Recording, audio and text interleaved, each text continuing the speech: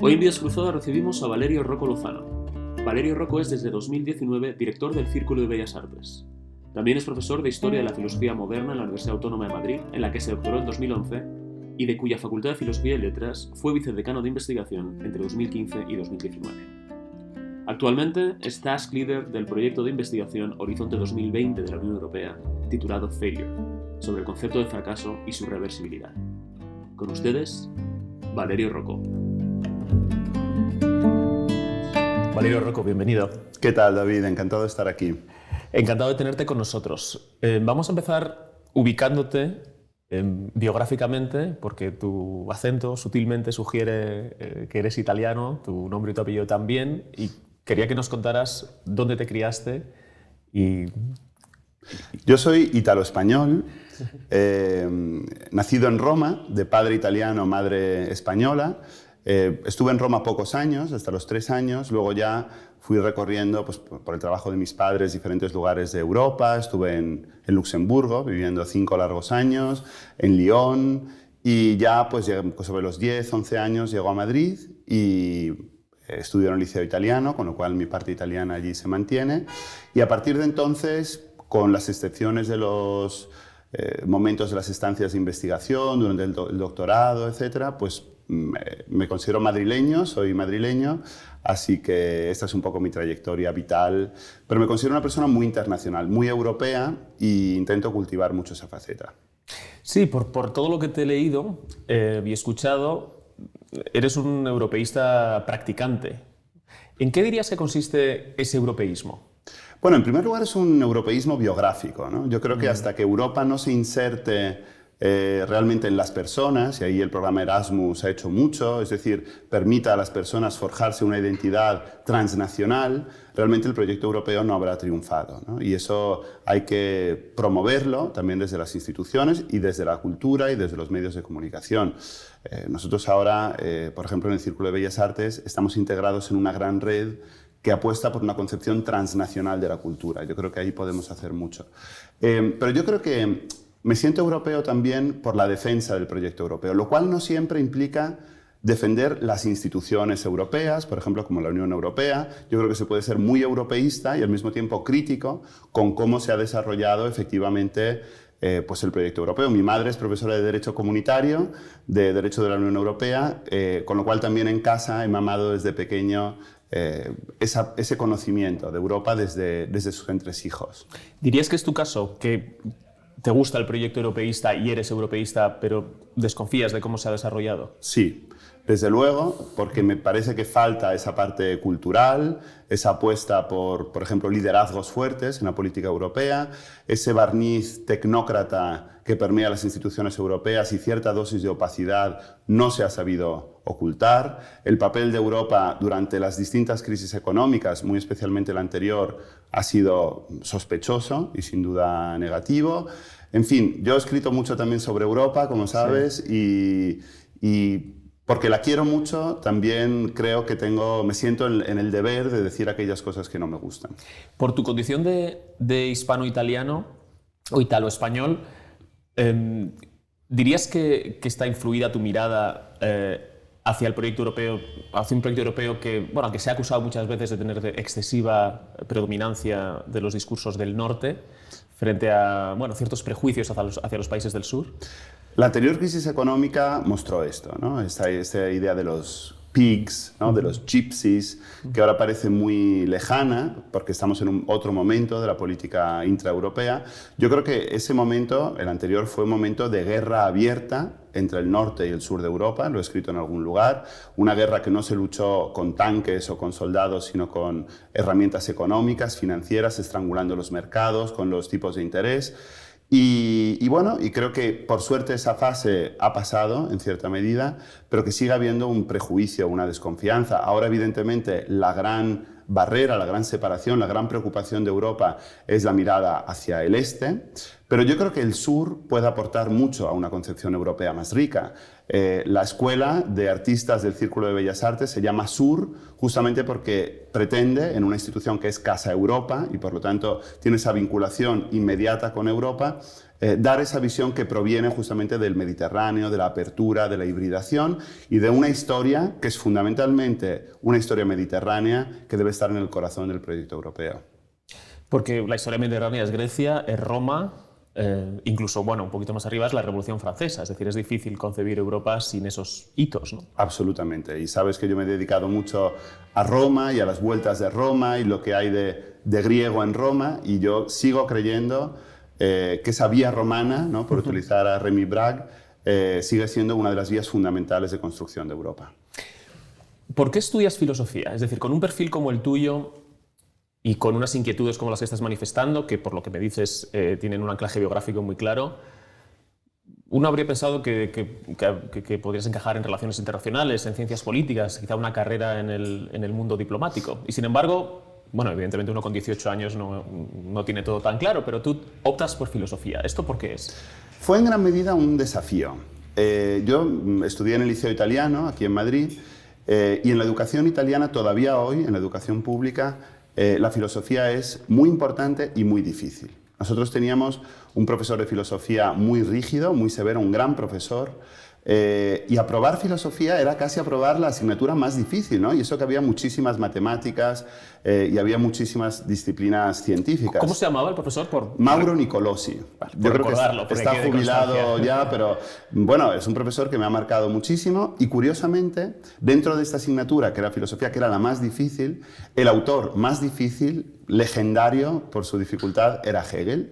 Y por eso yo salí a los 18 años del Liceo Italiano queriendo estudiar filosofía y queriendo dedicarme a Hegel porque representaba para mí un desafío intelectual que no había encontrado en ninguna otra disciplina. Me planteé hacer medicina, me planteé hacer carreras más orientadas hacia lo político, pero al final estudié filosofía y creo que fue una excelente elección de la que me alegro cada día. ¿En casa lo celebraron también? En casa lo celebraron. Estoy dudando entre medicina y filosofía. Lo celebraron muchísimo, no tuve ninguna resistencia. Todo el apoyo y la verdad es que visto retrospectivamente es un poco raro, pero debo agradecérselo a mis padres. ¿Y qué encontrabas en Hegel, además de un desafío? Entiendo que bueno, pues la física cuántica también es un desafío, ¿no? Pero ¿encontrarías algo más aparte de un desafío? Bueno, me gustaba mucho la solución, la posibilidad que da Hegel de encontrar solución con su método a cualquier problema de la realidad, ¿no? Esto que Popper critica del marxismo, del psicoanálisis y los llama pseudociencias porque parece que tienen respuestas para cualquier asunto de nuestro entorno, yo lo encontraba en Hegel. A mí me parece y me sigue pareciendo que el método dialéctico explica mucho, quizás porque la propia realidad tenga una naturaleza dialéctica. Y aunque evidentemente hay mucho que revisar, revisitar de Hegel, esa potencia de su método me parece a día de hoy insuperable. Y modestamente yo intento practicarla en los pequeños detalles de la vida y me sigue pareciendo muy, como digo, muy poderosa. ¿Dirías que Hegel, por esa dificultad, es un autor inaccesible para un lector aficionado a la filosofía, alguien que no está inmerso profesionalmente en ella? Es un autor difícil y no hay que engañarse. La filosofía exige una preparación, exige un conocimiento, tú lo sabes evidentemente muy bien, un manejo de los conceptos, pero una vez que se entra en el mundo de Hegel, se le estudia, Hegel es de una claridad cristalina. El problema es que ante una primera lectura pues no se puede disfrutar o entender pues como puede, no sé, ocurrir con Hume o con Descartes. Pero hay, por ejemplo, autores como Nietzsche, falsamente fáciles. Yo también leí mucho a Nietzsche con 17, 18 años y ahora me doy cuenta de que no entendí absolutamente nada, porque esa prosa seductora y aparentemente fácil en realidad esconde todo un universo. Entonces, yo creo que hay que hacer tareas, y nosotros lo hemos hecho en el Círculo, lo he hecho yo también individualmente. Ahora hay un excelente libro que se llama Hegel para legos. Sin duda hay que hacer una tarea de acercar a Hegel al gran público, explicar su importancia, pero también necesitamos a esos grandes maestros, como por ejemplo Félix Duque, que siguen aquí en España haciendo el Hegel más difícil, más a la frontera del conocimiento, y también son fundamentales. Ya que mencionas a Félix Duque, ¿qué impronta ha dejado en tu trayectoria intelectual y académica? Félix Duque, profesor de la Universidad Autónoma de Madrid, para quien nos esté escuchando. Una trayectoria decisiva. Félix ha sido como un padre académico para mí, con también muchas veces las durezas, las exigencias que a veces provienen de un padre. Yo recuerdo los últimos meses de la tesis doctoral, la exigencia que me demandaba, ¿no? Y al mismo tiempo también su generosidad. Mandarle un artículo a las 12 de la noche diciendo que tenía una conferencia muy importante en una universidad extranjera, que me sentía inseguro sobre algunos puntos, y él contestarme a las 4 de la madrugada con todas sus observaciones. Es decir, una generosidad realmente increíble. En términos personales y en términos intelectuales, un ejemplo de infatigable estudio. Ahora mismo está jubilado, podría estar, pues no sé, en las Canarias, ahí en la costa valenciana, que es lo que le gusta a él, y está trabajando de sol a sol, publicando, traduciendo, leyendo, y eso para mí es un enorme ejemplo. ¿Dirías que parte de la riqueza de dedicarse a la academia es establecer esas relaciones discipulares con figuras a las que uno admira? Yo creo que sí. Yo soy una persona con enormes defectos, pero uno de los pocos que no tengo, poquísimos que no tengo, es la envidia. Yo siempre he intentado acercarme a las personas que yo veía mejores que yo, que son muchísimas, evidentemente, porque esa admiración me estimula muchísimo. Y desde luego la academia permite esto, porque encuentras a verdaderos maestros. Es verdad que la relación de discípulo-maestro tiene una connotación vertical, de mucha subordinación, que yo en mi caso con Félix, por suerte, no he experimentado, ¿no? Porque él siempre ha sido muy generoso, a él siempre le gusta utilizar esta palabra alemana, Mitarbeiter, colaborador, entendiendo la filosofía como un proceso de trabajo colectivo, de colaboración, de pensar en proyecto, ¿no? En conjunto. Pero también la universidad es, a veces, el lugar justamente donde se forjan las mayores enemistades, los mayores conflictos. Hay reuniones de departamento universitarios con una tensión equiparable a consejos de seguridad de las Naciones Unidas en momentos bélicos, y esa parte de la universidad, para ser sincero, no me gusta del todo. ¿Y por qué crees que la universidad favorece ese tipo de ambientes? Y no es una cosa solo española, es decir, esto sucede en los departamentos universitarios del mundo entero y de disciplinas variopintas, ¿no? ¿Por qué crees que sucede eso? Bueno, la respuesta más fácil sería los egos, en fin, una respuesta antropológica. Pero como no me voy a meter en ese jardín, creo que también hay una parte institucional, ¿no? Las universidades son grandes instrumentos de formación y de investigación y de transferencia del conocimiento, y sin embargo lo que prevalece a la hora de evaluar la calidad de los profesores es fundamentalmente el desarrollo individual, el protagonismo individual. Y eso no fomenta el trabajo en red, el trabajo en equipo, ¿no? Yo modestamente creo siempre haber sido bastante abierto, bastante generoso a la hora de integrar a colegas en los ámbitos, en las oportunidades que tenía, porque es mi manera de concebir la universidad, pero eso yo creo que no se premia, no se valora. Es tu artículo, tu docencia, tu libro, y sobre todo en humanidades, ¿no? Donde no estamos acostumbrados a estos artículos donde firman 20 personas o proyectos que por su naturaleza exigen de una colaboración múltiple, ese atomismo tremendo de la universidad es un gran peligro y genera esos malos ambientes. ¿Te sientes tan cómodo en la figura de guía como en la de guiado? Bueno, quizás me sienta más cómodo, como casi todo el mundo, en la de guiado, ¿no? Porque es muchísimo más cómoda y mucho más fácil. La palabra guía me da un poco de cosa, ¿no? También por sus resonancias políticas. Evidentemente, en cuanto la traduzcas a cualquier idioma, sale mal. Pero bueno, yo creo que... Nietzsche habla también de esto, ¿no? Le molesta. Efectivamente.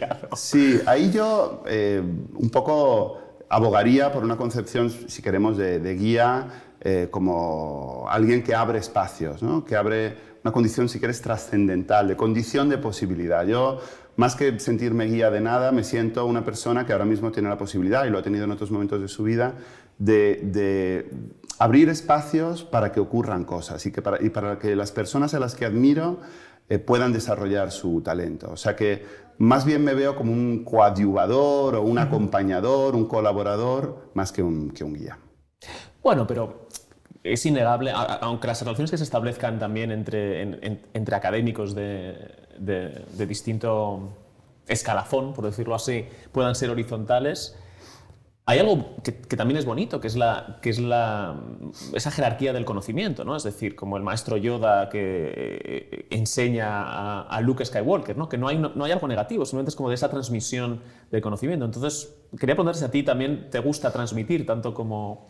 Es decir, ¿tú notaste mucho el cambio, déjame preguntártelo de otra manera, de pasar del pupitre a la tarima?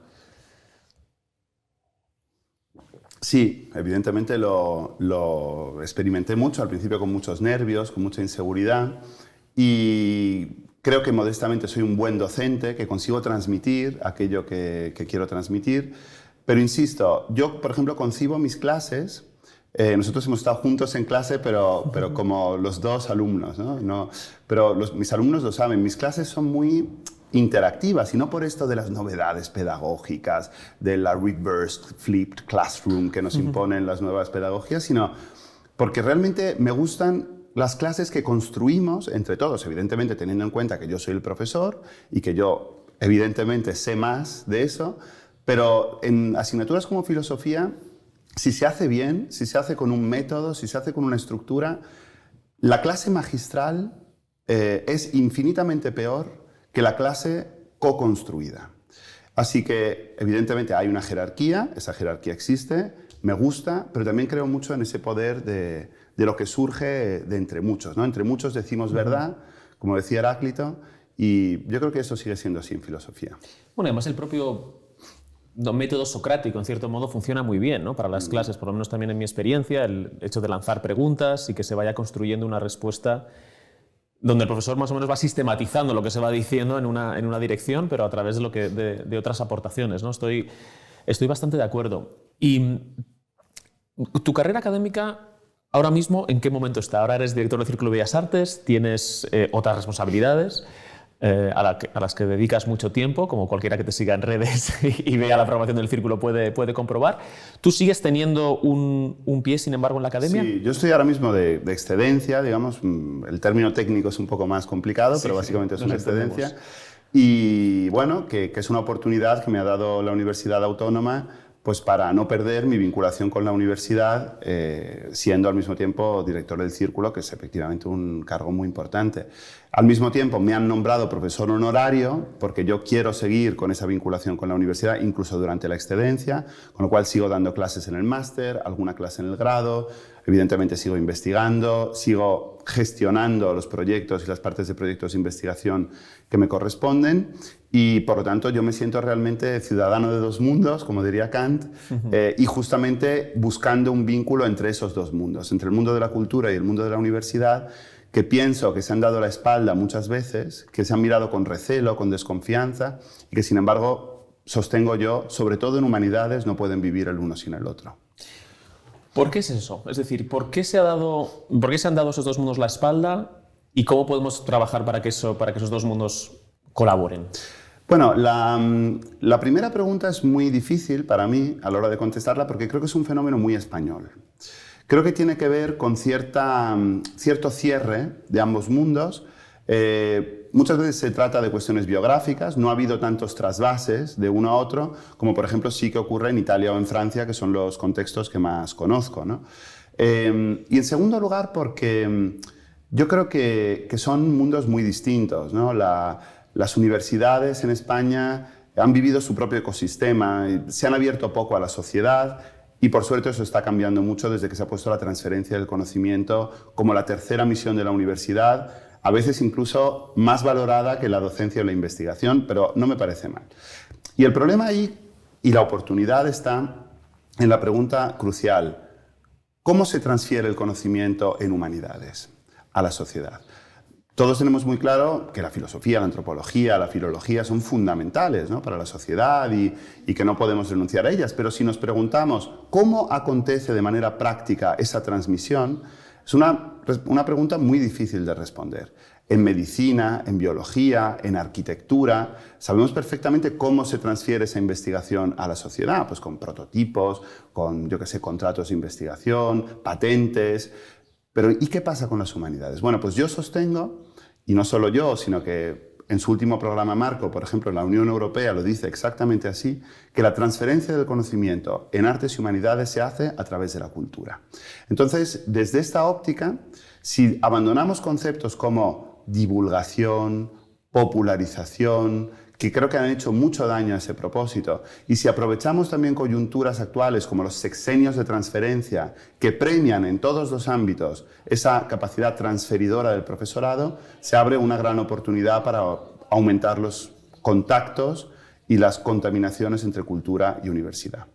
¿Por qué son importantes las humanidades para la sociedad? Porque esto es algo que, bueno, se lee mucho, pero cada vez hace falta reivindicarlo más, porque los planes de estudio a veces parece que van en una dirección contraria, más centrados en formar en, ¿cómo lo llaman? Aptitudes, competencias, sí. Eso es. Y más desvinculado del conocimiento y haciendo una asociación entre conocimiento y memoria, que no siempre es adecuada. Entonces quería que tú, como persona que además trabaja en los dos lugares, en la academia y en el sector cultural, ¿qué opinión tienes sobre el papel de las humanidades? Bueno, yo creo que las humanidades, al igual que las artes, por cierto, al igual que la creación artística, son fundamentales por muchas razones, pero si hay que destacar una, es por su capacidad de transformar las preguntas. Es decir, no dar respuestas a las preguntas ya existentes, que es lo que hace muchas veces la ciencia, no acelerar y optimizar y hacer más eficaces esas respuestas, que es lo que hace la tecnología, sino transformar las preguntas, ponerlas bajo sospecha, hacer ver los implícitos, los presupuestos, los sesgos, las condiciones de poder que existen tras las preguntas que nos estamos haciendo y a las que estamos buscando respuestas. Por eso yo sostengo que no puede haber genuina innovación, ahora que la innovación es la palabra tabú, más que tabú, perdón, la palabra fetiche de nuestra época. No puede haber genuina innovación sin la aportación de las artes, de las humanidades, del pensamiento, que innovan hasta el punto de cambiar las preguntas que nos hacemos. Y eso yo creo que solo va a provenir de las humanidades y por eso son indispensables en nuestra sociedad. Hace poco tuvisteis en el círculo unas jornadas sobre humanidades y empresa, en las que participaban también nuestros amigos del Instituto de Empresa. Y quería preguntarte cuál es esa relación entre las humanidades y la empresa privada, cómo se puede generar una relación fructífera, por qué es importante que las humanidades tengan una presencia también en esos discursos aparentemente tan alejados de lo que es el mundo humanístico o artístico, por incluirlo también. Sí. Bueno, ese encuentro, que yo creo que fue muy exitoso, contó con la participación en la inauguración de la vicepresidenta Nadia Calviño y con responsables de primerísima línea, pues de universidades, etcétera, pero también de empresas. Eso fue muy interesante. Se enmarcaba dentro de un gran proyecto que tiene el Círculo que se llama I+D+C, que va justamente en la línea de lo que te decía, de concebir esa última I de I+D+I, investigación, desarrollo e innovación, con la letra C de cultura, creatividad, ciudadanía, concepto, crítica. Y bueno, entonces intentamos buscar la posible participación de las humanidades y las artes en diferentes ámbitos de la sociedad, la comunicación, la inteligencia artificial, el turismo, la medicina, y ese foro estaba destinado y dedicado a la empresa. Yo veo la participación de las humanidades en la empresa de dos maneras. En primer lugar, por el papel social de la empresa. Hoy en día, en nuestro contexto de sociedad civil absolutamente hipertrofiada frente a las estructuras públicas, la empresa es un actor fundamental de la sociedad y por lo tanto debe promover valores. Yo creo que debe implicarse con la defensa de determinados valores más allá de la búsqueda del rendimiento económico, que debe ser evidentemente su primer objetivo. Y por eso, para que esos fines, ¿no?, por ejemplo, puedan ordenarse axiológicamente, debe haber una intervención de la ética, de las humanidades, dentro de las empresas para clarificar cuáles son esos fines y que también las empresas puedan así participar en la consecución de una sociedad más igualitaria, más libre y más justa. Pero también creo que las humanidades pueden aportar mucho dentro de las empresas, transformar sus modelos de gobernanza, transformar cosas tan, si queremos, aparentemente pequeñas y rutinarias, como por ejemplo los team buildings de las empresas, ¿no? ¿Por qué irte al paintball o a los karts o a beber a un chalet para hacer team building cuando puedes tener, por ejemplo, una experiencia cultural, ¿no? Ir al cine, ir a ver una exposición, comentar eso, comentar los desafíos que plantea y y así nutrir, ¿no?, a ese equipo de una naturaleza cultural? ¿O por qué no se dan beneficios corporativos, al igual que se da el coche de empresa, el seguro privado, hasta el gimnasio hoy en día? ¿Por qué no dar a los empleados la posibilidad de intervenir en la programación cultural de su ciudad, hacerse socios o amigos de los museos, de los centros culturales, y así tener también empleados más cultos, con un espíritu más cultivado? O sea, yo creo que las humanidades intervienen en esa doble dirección, en el hacia afuera de las empresas hacia la sociedad, pero también en el hacia adentro, en su organización y en el cultivo espiritual de sus empleados. ¿Estás familiarizado con el concepto de woke capitalism? Sí. Esta idea, para los que no lo conozcan, de que las empresas han adoptado pues el discurso dominante sobre la justicia social, y esto es sobre todo muy hegemónico en Estados Unidos respecto al antirracismo, el feminismo. Ya había una rama ecologista anterior a esto. Y lo que defiende es que estas empresas simplemente están adoptando estos mensajes porque lo que quieren es aumentar sus beneficios. Saben que sus potenciales clientes buscan también una serie de valores, pero no tienen mucho compromiso con esos valores, ¿no? Hay ejemplos muy paradigmáticos de empresas muy solidarizadas con el movimiento LGTBI, que sin embargo operan en países donde esas personas están muy discriminadas y muchas veces perseguidas hasta con la muerte, ¿no? Entonces, ¿tienes ese temor de que la empresa utilice como bandera estos valores sin realmente creer o confiar en ellos? Es una buena pregunta, y aquí me voy a poner hegeliano. Yo creo que aunque hubiera un cierto cinismo, como lo hay sin duda en muchas empresas a la hora de defender estos valores, la astucia de la razón, por utilizar a Hegel, ya estaría de algún modo haciendo su trabajo, ¿no? O sea, aunque haya un beneficio oculto, un propósito oculto detrás, la difuminación de ciertas ideas pues de mayor igualdad, de mayor compromiso social, de no discriminación, pues ya me parecería una cierta victoria. Ahora bien, esto en la línea de la Rochefoucauld, que dice que la hipocresía es un homenaje que el vicio rinde a la virtud, ¿no? Efectivamente. Pero yo creo que cada vez más empresas se están dando cuenta de que frente a un cortoplacismo del mero rendimiento económico, apostar por estos valores en serio, de verdad, al final tiene, como digo, enormes beneficios hacia afuera, pero también hacia adentro. No olvidemos el hacia adentro de las empresas. La fidelización, por ejemplo, de los empleados. La auténtica convicción de los empleados hacia el proyecto de esa empresa, ¿no? En este foro que tuvimos y al que tú aludiste, un altísimo directivo de una gran cadena de supermercados, que por cierto está formado en filosofía, muy interesante, explicó hasta qué punto sus decisiones diarias se ven más inspiradas por Kant, por la filosofía kantiana, que por la cuenta de beneficios de su entidad, ¿no? Quizás fueron una hipérbole, pero yo sí, luego analizando determinadas cosas que ha hecho esa compañía, me he dado cuenta de que, oye, a lo mejor es verdad, y eso a lo mejor te hace competitivo, no desde un punto de vista estrictamente económico, pero competitivo en otro sentido. Y sin duda hay que denunciar todas esas hipocresías, todas esas contradicciones, y también hay que apoyar y celebrar a las empresas que yo creo que se lo creen y lo hacen bien. ¿Crees que hay una demonización injustificada de las grandes empresas por parte de ciertos sectores políticos? Sin duda. Creo que es muy fácil, creo que es un discurso que vende mucho. Yo cuando me presenté por primera vez en la facultad a un puesto así de representación, no sé si era junta de facultad o consejo de gobierno, con una asociación que fundamos de filósofos, de estudiantes de filosofía, que se llamaba Voluntad y Representación, que era un lema bastante divertido. Uno de los puntos de nuestro programa era fuera la empresa de la universidad, ¿no? Y sinceramente no teníamos ni idea. Es decir, yo creo que la colaboración entre la universidad y la empresa, siempre que se hace de igual a igual, siempre que la universidad no oriente la investigación, sino que de algún modo se produzca... Que la empresa no oriente la investigación. Perdón, que la empresa no oriente la investigación. Eso es, me parece muy sano, ¿no? Tanto para la universidad como para la empresa. Entonces, yo creo, o por poner otro ejemplo, en un contexto en el que, sobre todo en determinados lugares y determinadas comunidades autónomas, la inversión en sanidad o en investigación está decreciendo, públicas, está decreciendo de manera alarmante, hay todo un trabajo que se está haciendo desde la empresa privada, sin el que seguramente no habría, por ejemplo, desarrollo de nuevos fármacos, o seguramente no habría técnicas, desarrollo de nuevas técnicas médicas. Entonces, al mismo tiempo que, como yo, se cree en el sector público y se demanda una adecuada financiación de lo público, también se debe reconocer el enorme papel social que las empresas están haciendo para la mejora de nuestra calidad de vida. Entonces yo creo que las dos cosas no son incompatibles. De hecho, el Círculo de Bellas Artes es una organización privada, sin ánimo de lucro, todo hay que decirlo, pero somos una organización privada y yo siempre sostengo que desde una organización privada se puede defender lo público entendido como lo común.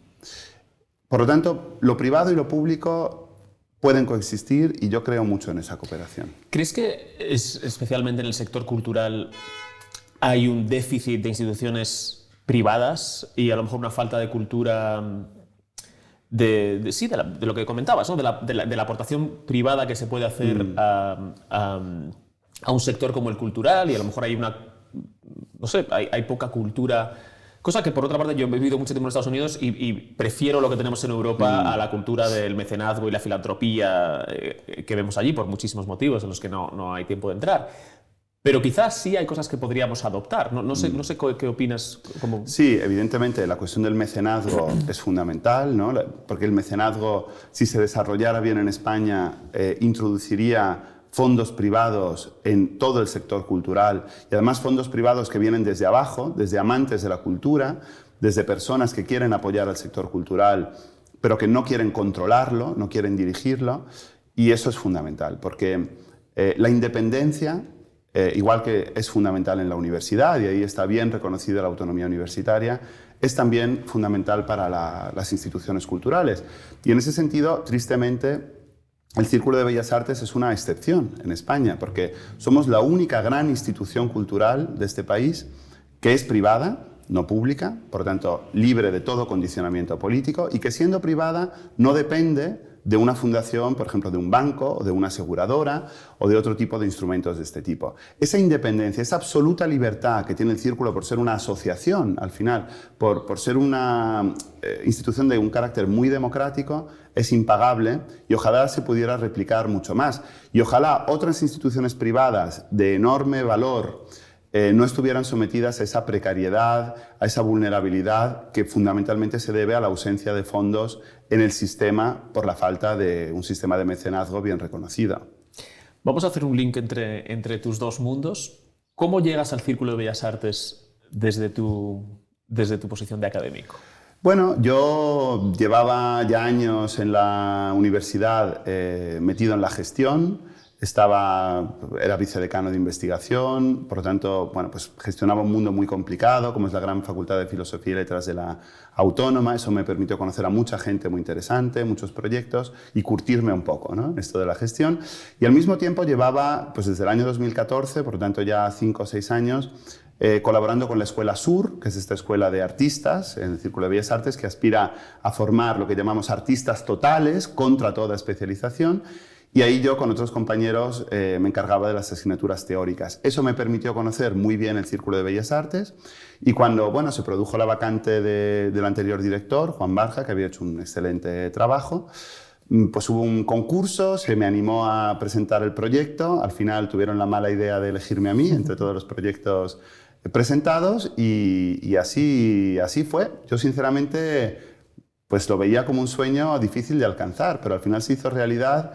Y no sé si lo estoy haciendo bien o mal, pero sí puedo decir que muchos, por no decir todos, de los objetivos que planteaba en mi programa y para los que fui elegido se han cumplido y por eso estoy muy contento.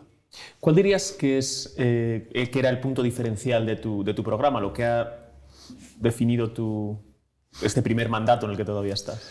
Yo creo que de las tres grandes partes, ¿no?, los 3 grandes ejes que conformaban mi programa, que era juventud, ¿no?, rejuvenecimiento del público y la programación, internacionalización, sobre todo hacia Europa, dando contenido a este sello de Casa Europa que tenemos, e innovación, es decir, esa lucha por una comprensión no exclusivamente digital de la innovación, pues quizás el que más se ve, se reconoce, es el tercero, ¿no? O sea, yo creo que ahí nos hemos posicionado como una referencia, hemos conseguido vertebrar en esta estrategia I+D+T pues a 6 universidades, 5 embajadas, 11 fundaciones, recibir financiación muy importante y bajo este paraguas hacer, valga la redundancia, cosas muy innovadoras que hasta ahora no se habían hecho, y en todos los rankings de estos de gestión cultural que se hacen cada año, también se ve que los propios profesionales del sector han valorado mucho esto por algo novedoso. Entonces, si tuviera que quedarme con una de las tres,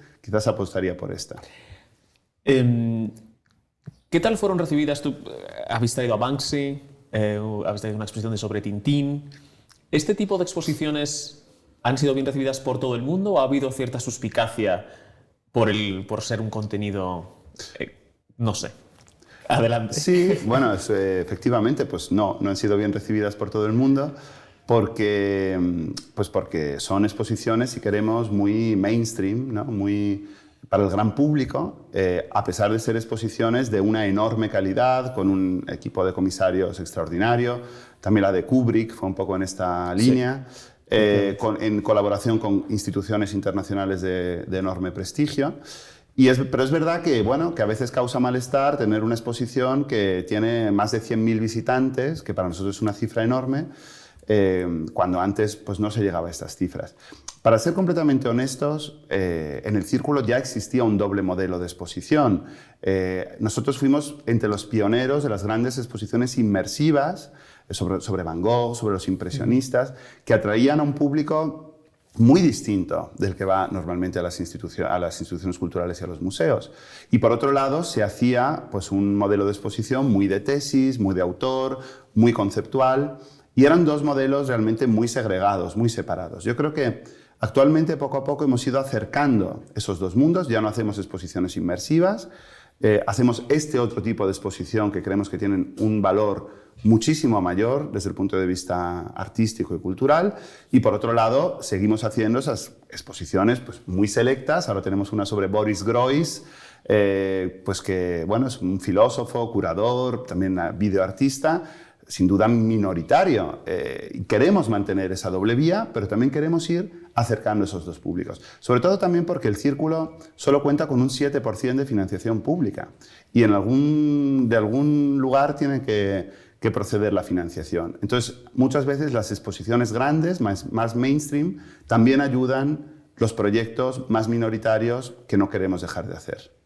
Bueno, y también lo que decías, el hecho de que sea mainstream no quiere decir que sea de mala calidad, es decir, que ese digamos, asistente más exigente tiene también algo que aprender allí, ¿no? Sí. Seguramente, y mucho que disfrutar. Sí, de hecho, debo decir que en general las críticas del propio sector, incluso de los especialistas y de los directores de esas instituciones que hacen exposiciones, bueno, magníficas y muy selectas, pues han sido en general muy buenas, ¿no? Pero bueno, siempre está, sobre todo desde cierto periodismo o cierta visión muy alternativa y a veces un poco purista o de alma bella de la cultura, pues a veces esas exposiciones se tachan como una especie de rendición hacia un criterio orientado al mercado.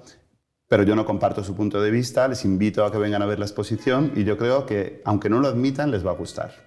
Has hablado de la juventud.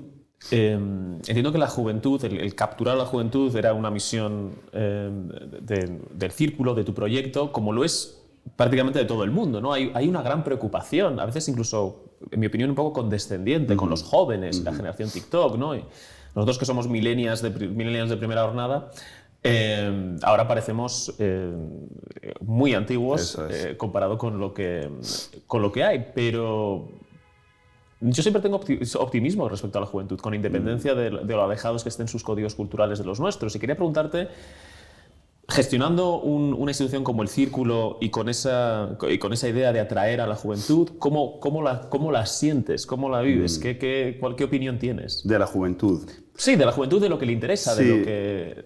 A ver, yo creo que, hago antes un pequeño inciso, nosotros teníamos una responsabilidad mayor que cualquier otra institución cultural por atraer a la juventud, porque quizás nuestra propuesta cultural había quedado un poco, ¿cómo decirlo?, pues envejecida. Hemos conseguido bajar la edad media del público de nuestra programación en los casi 4 años que llevo siendo director, 23 años. Estaba en 56. ¿De los 112? Estaba en 56 y ahora está en 33. Wow. Y eso se ha hecho pues, de muchas maneras, entre otras, intentando unificar el público, ese casi 1 millón de personas que sube cada año a la azotea, que es un público sobre todo extranjero y joven, intentar llevarle a nuestra programación. Y eso era relativamente fácil de hacer en términos abstractos y al final lo hemos conseguido al menos en parte. Pero contestando a tu pregunta, yo creo que esta generación sobre todo quiere tener voz. Quiere tener voz, cuando me refiero a esta generación me refiero a las generaciones más jóvenes que nosotros. Yo he detectado que, por ejemplo, los jóvenes de 20 años no iban al círculo, o de 30 años, en gran medida porque no había gente de su generación allí con propuestas expositivas, o dando conferencias, o presentando libros, o dando recitales de poesía, organizando congresos, teniendo espacios para debate. Evidentemente, también no hay que caer en la simplificación, ¿no? Y en el peligro de segmentar las propuestas culturales. Voy a traer a un veinteañero para que vayan a escucharle veinteañeros, voy a traer a un señor de 50 para que vayan los señores de 50. Pero si no se empieza por allí, no se logra, creo yo, atraer a estos jóvenes. Nosotros todos los años organizamos un gran congreso de pensamiento interdisciplinar, lo hacemos con 4 universidades españolas, 2 de Madrid y 2 de Barcelona. A estos estudiantes les decimos, tenéis todo lo que queráis, presupuesto, espacio, ayuda técnica, logística. Plantead vosotros el tema, elegid a los ponentes, organizad vosotros las mesas, vais a tener toda la libertad. Salen propuestas extraordinarias, loquísimas, de verdad, hibridaciones que nunca se nos habrían ocurrido. Y ese tener esas posibilidades y tener voz, creo que es lo más importante para luego poder fidelizarles como público también. Desde el punto de vista de la cultura, es decir, de esa permeabilidad de la cultura hacia la sociedad que comentábamos al principio de nuestra charla, a una generación que está bombardeada por imágenes, por estímulos, Sí. Algunos de mayor o menor profundidad cultural, ¿es más importante ponerles en contacto con otras imágenes o invitarles a la desconexión y a un viaje más interior? Lo tengo clarísimo, yo apuesto por la segunda vía. Para mí es paradigmático un artículo que publicó hace unos meses o años Diego Garrocho, también profesor de filosofía en la universidad, que se llamaba Educar es resistir. Y él allí decía exactamente esto, ¿no? Ante el imperio y la dictadura de las imágenes, la educación, y también la cultura se pone ahí, tiene que proponer todo aquello que, como diría Heidegger, no está a la mano, que no está inmediatamente disponible. Yo ahora mismo estoy embarcado, por ejemplo, en un pequeño proyecto filosófico de reivindicación del aburrimiento. El número de abril de la Revista de Occidente, que voy a coordinar junto con José Farrós Velasco, se va a titular justamente La actualidad del aburrimiento. Porque si el aburrimiento ha sido en general en la historia de la filosofía siempre considerado, o a menudo, como una puerta de acceso a un conocimiento pues, más profundo, a un autoconocimiento, incluso hacia la libertad a veces, hoy en día está el drama de que muchos no saben o no sabemos aburrirnos. Se ha perdido la posibilidad incluso de aburrirse teniendo un teléfono móvil siempre encima que nos proporciona estímulos incesantes, ¿no? Y entonces eso, algo tan sencillo como el autoconocimiento, la autopercepción, el poder planificar la propia vida, se ha vuelto imposible porque ya aburrirse no es una opción. Entonces, yo no solo abogo por la desconexión con respecto a las imágenes, sino a educar en poder sacar de las experiencias aburridas todo el jugo intelectual y todo el jugo incluso existencial, porque si no estaremos condenando a varias generaciones a la incapacidad de aburrirse y a estar constantemente buscando un estímulo externo que les dé un chute, ¿no? Casi como si fuera una droga. Otro de los proyectos en los que estás involucrado es el llamado Failure Project, ¿no? El proyecto que investiga sobre el fracaso. Cuéntanos por qué esto es interesante para ti.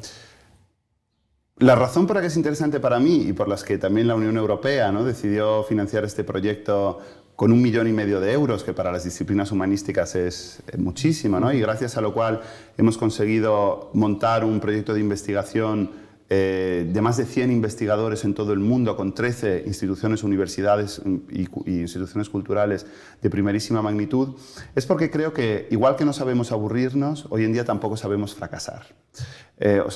Dicho de otra manera, fracasamos mal, ¿no? ¿Y por qué fracasamos mal? Porque o bien ocultamos el fracaso vergonzosamente porque entendemos que vivimos en una sociedad donde solo el éxito tiene un valor, ¿no? El éxito además cuantificable, medible, y por lo tanto el fracaso debe ser ocultado, vivido en soledad, etc. O bien en el otro extremo, que sobre todo es el extremo empresarial o a veces del coaching, de cierto coaching, fracasar se ha vuelto casi un deber, ¿no? Algo que se exhibe impúdicamente. Sobre todo los grandes CEOs, los grandes líderes que han llegado a la cúspide, relatan de manera casi épica, ¿no? Presumen de sus fracasos, agiográfica sus fracasos. Dime cuántas veces has fracasado y te diré hasta dónde puedes llevar. A veces se gana y otras se aprende, ¿no? A veces se pierde, ¿no? Y hay que no trivializar muchas veces los fracasos, que a veces son definitivos e imborrables. Con lo cual, en esta polaridad, vuelve la dialéctica, entre estos dos extremos de ocultar el fracaso o exhibirlo impúdicamente presumiendo de ello, nosotros apostamos, como diría Samuel Beckett, por saber fracasar mejor, ¿no? Y por tanto, una experiencia que pase por la aceptación, por esta palabra que no me gusta, pero creo que el concepto que encierra sí está bien, que es la de la resiliencia, el perdón, la disculpa del fracaso ajeno, toda una serie de actitudes ante el fracaso que se están perdiendo absolutamente y que es necesario rescatar en la medida en que el fracaso constituye probablemente uno de los elementos constitutivos de lo que es ser humano. Valerio Rocco, muchísimas gracias. Muchísimas gracias a ti. Y vamos a cerrar con la pregunta habitual, que es preguntarte a quién te gustaría que invitáramos.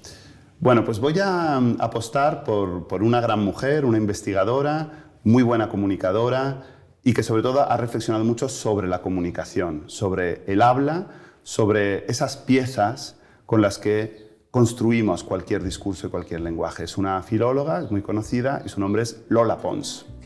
Tomamos nota. Muchísimas gracias. Gracias a ti.